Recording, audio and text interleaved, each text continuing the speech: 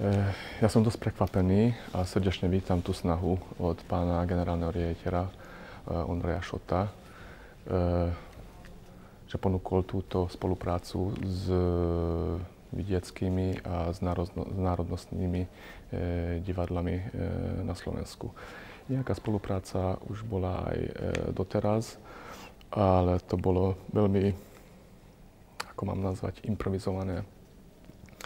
A keď to bude plynulé, keď to bude mať koncepciu, ak náhodou urobíme aj nejaké koprodukčné predstavenie, buď s Národným divadlom, alebo s ostatnými divadlami vidieckými, tak ja budem veľmi spokojný a ja si myslím, že v budúcnosti to bude veľmi užitočné.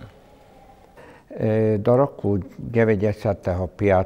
tá spolupráca medzi divadlami na Slovensku bola veľmi dobrá, potom nejakým spôsobom sa to stratilo.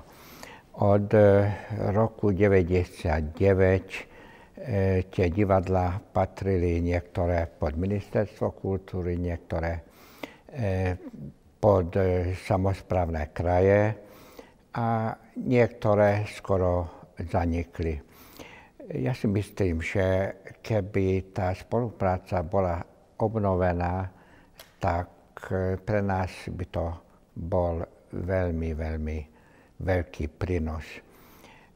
Ja si myslím, že v spolupráci divadelnej obce na Slovensku by sme mohli dosiahnuť aj ďalšiu spoluprácu a s divadlami v Maďarsku, Poľsku a samozrejme aj tu na Slovensku, ako aj v Čechách.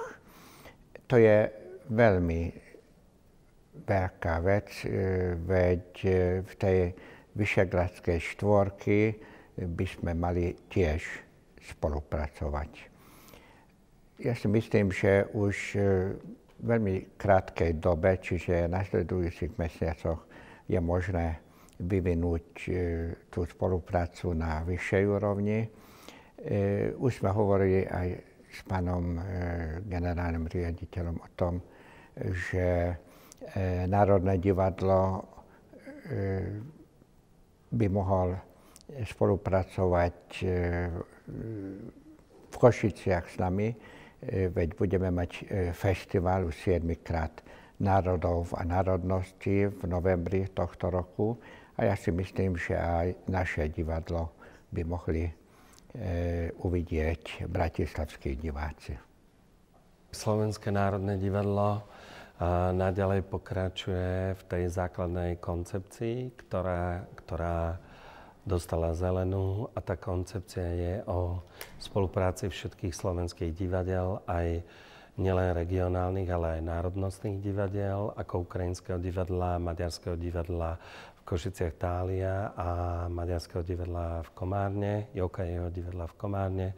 Stretli sme sa s riaditeľmi týchto divadiel, dohodli sme sa na intenzívnej spolupráci, na spoločných projektoch a festivaloch, kde v septembri bude naša schôdza všetkých divadiel, ktorí budú v Rade Národného divadla, kde sa dohodneme na spoločnej stratégii a taktike, čo budeme robiť v divadle.